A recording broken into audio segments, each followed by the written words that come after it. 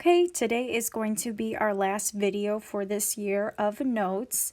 So today we are going to be focusing on the measures of central tendency that we see in math and related to data and statistics. And we're going to be focusing on mean, median, mode, and range. Okay, so these should be review for you. Stuff that we've maybe talked about this year, you've learned in the past, but just one last kind of big topic related to data and statistics for 6th grade that we're going to touch on before the end of the year. Okay, so throughout this video, I am going to show you an example, and then you're going to have the opportunity to try it for yourself. At that point, I'm going to ask you to pause the video. You can try it out, and then you can check your work. Again, you can always go back and rewind anything that you need to hear again. Hopefully you are following along with the notes for yourself that have been posted in Notability. All right, so the first measure of tendency that we're going to look at is mean. And mean is the average of a group of numbers in the data set. So when we are trying to solve for mean, the first thing that we're going to do is that we need to add up all of our numbers. And then we're going to divide by how many numbers are in the data set. So as I'm doing this, I'm going to model what I would like, the work that I would like you guys to be showing as you're working on your assignment for today, the work that needs to be shown, and then how to get to the final answer. So as you're watching, please use this as a model and copy that when you are doing your own work. So our first step is to add up all the numbers. So we'd have 12 plus 19 plus 6 plus 22 plus 31. I'm going to get that total. And you can use a calculator for this.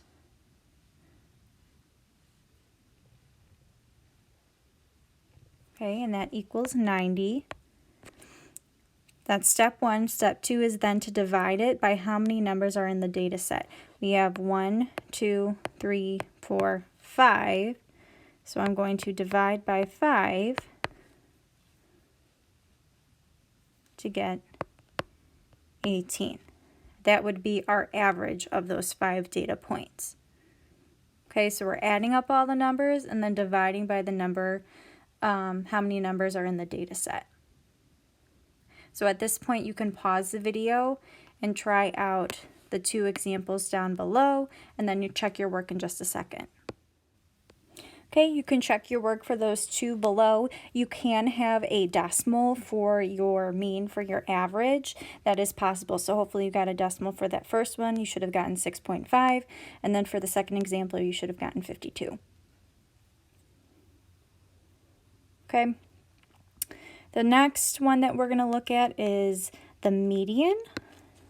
Okay, and when we think about median, we're looking at what the middle number is when the data set is ordered from least to greatest. That is the most important thing. You want to put a star next to it. Your numbers need to be in least to greatest order when you are trying to find the median of a data set. Okay, so our first task then in solving these types of problems is that if the numbers aren't in least to greatest order, that's the first thing that you need to do. So if we look at this first example, 12, 19, 24, 27, and 29. I did my first step, ordering them from least to greatest. The second step then is to find the middle number. So with a different color, what I like to do is I like to cross off my numbers from the left side and the right side until I get to the middle. So I cross off my 12, my 29, 19, 27, I'm left with 24 as my middle number. Okay. If we look at the second example, first thing is we want to put our numbers in order from least to greatest. So I'm going to start 32, 48, 55, 64, 89, and 90. I'm going to go through, I'm going to cross off one from each end. Okay, At this point, like this example, that's where this little star over here is going to come into play. Once you're crossing off your numbers, and if there are two middle numbers, like in this example, 55 and 64 are both in the middle, what you need to do then is find the mean of those. So we need to add them, 55 plus 64. We get 119, and then we need to divide it by 2 to get 59.5, and that would be our median, our middle number. Okay, so again, you can't have a decimal. When you have an even number of data numbers, where you're going to have 2 in the middle, that's then when you need to find the mean or the average of those two numbers. So I'm going to have you pause the video now, and you can try out the two examples. All right, you can check your work for those bottom two. Both problems had an even number of data values, so you had to find the mean or the average of the two center numbers. So for the first example, your answer would be 6 for the median, and then the second example, your answer would be 49.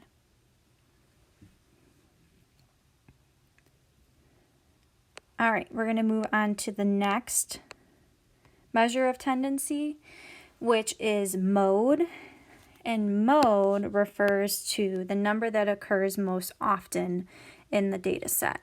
Okay, so the one really that shows up the most, or the one that you see the most within the set of numbers. You do not need to put these in any specific order. When you're just asking for the mode, you can leave the list as is.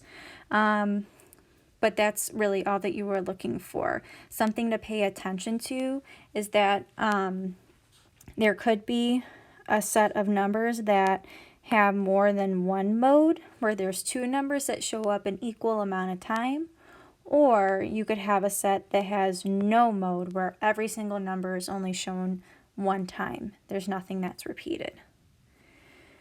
So if we look at the first example, just by looking at it right away, can see that our mode, we have an 8, we have an 8, and we have an 8. Another one that looks like that there's a lot of would be 9. There's 2 9s. We want to pick whichever one occurs the most often. So comparing our 8 and 9, 8's going to be our mode because 8 shows up one more time than 9 does.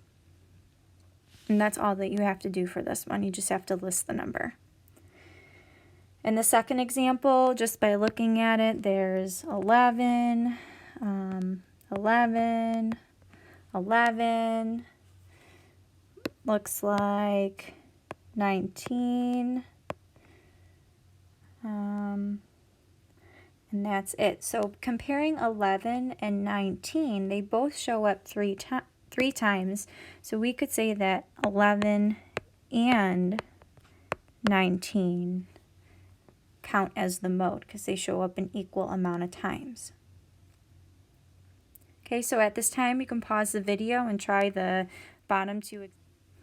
Okay, if you look at the answers for the bottom two, the first one, there's 33 that shows up a couple times, and then 41 that shows up as well more than once. But when comparing both of them, 33 shows up more often than 41. Therefore, our mode is 33. And for the second example, we can see that every data value in this set only shows up once. Therefore, we would say that there is no mode for this set of data, that there's not a number that repeats itself more than once. So we would write no mode. All right, the last one that we're going to look at is range. And we actually talked about range with looking at our dot plots and histograms. So this should be just another review for you. When we're looking at the range, we're just finding the difference between the highest and the lowest number in the data set. So we're going to be subtracting. We're picking our lowest number and our highest number, and then we're going to subtract those two together. So if you look at the example of the values, I see that 3 is my lowest number and 36 is my highest number. So I'm going to take 36 minus 3 to get a range of 33. In this other example, My lowest number is 13. And my highest number is 91. So I'm going to take 91 minus 13 to get a range of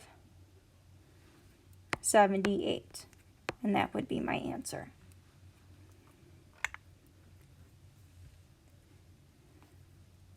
Okay. So now we've covered all 4 of the central tendencies that you might see in a set of data. So what your job is now for more practice is that you are going to look at the 2 examples here, 2 different data sets where then you're going to find both the mean, median, mode, and range of these 2 data sets. So you can pause the video now to try that out for you. Okay, go ahead and check your work for the bottom examples. There were a lot of numbers in both of these sets and they were larger numbers. So when you are going through and solving for your mean, make sure that you're being very careful with your adding when you're plugging it into your calculator because it can be very easy to make a mistake. So just make sure that you're being very careful when you're doing that. So for the first example, you should have found your mean to be 59. The median was 55. This is where we had an even set of data values, so we had to find the average of 53 and 57 to get a median of 55. We had 2 modes, 53 and 57. They both occurred the same amount within the data set.